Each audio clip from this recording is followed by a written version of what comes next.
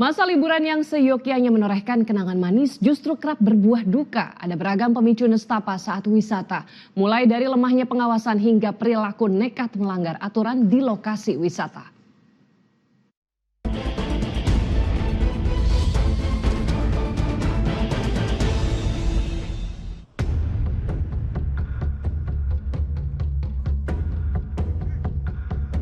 Momen liburan di tempat wisata yang seharusnya membahagiakan kerap kali berujung petaka hilangnya nyawa.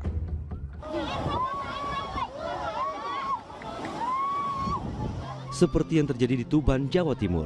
Insiden memilukan pada Kamis 25 Desember menimpa seorang bocah perempuan yang berlibur bersama keluarga menikmati suasana pantai.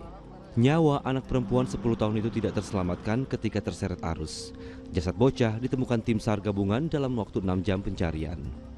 Bersaudara ini berdua tenggelam terseret arus. Yang satu ditemukan, yang adiknya, yang kakaknya ini terseret arus. Di Pangandaran, Jawa Barat, seorang pemuda yang sedang berlibur bersama keluarga tewas usai loncat ke laut dari sebuah bangkai kapal yang jadi spot wisata di kawasan Pantai Pasir Putih, Pangandaran. Sempat dilarang warga, pemuda berusia 20 tahun itu meloncat dari ketinggian sekira 5 meter. Nahas, tubuhnya menghantam karang yang tajam. Hari ini juga kita akan lakukan pemasangan banner di kapal tersebut sehingga masyarakat bisa paham bahwa kapal tersebut untuk tidak dinaiki, ya. Jadi hanya sebagai objek saja untuk dilihat, tetapi untuk tidak dinaiki sehingga tidak terjadi lagi kejadian serupa. Di hari yang sama, di sisi pantai yang berbeda yaitu di pantai barat Pangandaran, seorang santri juga kehilangan nyawa, terseret kuatnya arus, sedangkan 4 temannya bisa selamat. Jenazah santri 13 tahun itu ditemukan selang sehari, berjarak 3 km dari titik awal. Fenomena tingginya gelombang laut menjadi pemicu utama petaka saat berwisata laut.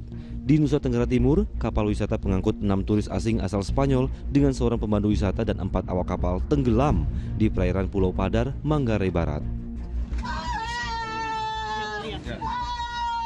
Seorang anak perempuan turis Spanyol itu ditemukan meninggal dunia di perairan Pulau Serai, sedangkan ibunya selamat dari kecelakaan laut pada 26 Desember 2025. Tim terima informasi pada pukul 06.05 bahwa satu body bag, satu korban jenazah ditemukan kurang lebih 1 nautical mile dari lokasi titik duga kapal itu mengalami karam atau tenggelam. Kini tim SAR gabungan masih mencari 3 korban lagi, yakni pelatih tim sepak bola putri Valencia B, Fernando Martin Carrera, serta 2 anaknya. 82 personel gabungan dikerahkan menyisir laut serta penyelaman di sejumlah titik. Berangkat dari Pulau Komodo menuju Pulau Padar untuk berwisata, kapal tiba-tiba alami mati mesin dan dihantam gelombang laut. Selain karena faktor cuaca, petaka di tempat wisata kerap kali terjadi karena diabaikannya peringatan bahaya.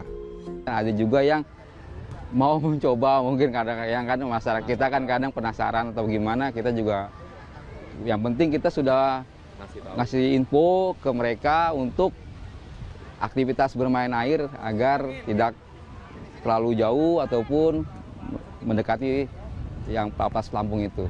Para wisatawan harus menjauhi area terlarang karena kerap kali gelombang laut tinggi muncul tiba-tiba. Ya kalau itu bisa keseret, kalau dia itu nggak, ya itu tadi saya bilang berenangnya kadang dia ada petugas, yang penjaganya penjaganya harus ada petugasnya dan ada rambu-rambunya. Di masa liburan bukan hanya perlengkapan yang perlu disiapkan untuk berwisata, tapi juga pemahaman akan lokasi yang dituju. Patuhi peraturan, juga pastikan keamanan lingkungannya. Walau mahir berenang, pelampung patut dimanfaatkan saat bermain di air laut. Jangan pula bermain sendirian dan menjauhi tempat terlarang. Tim Liputan melaporkan.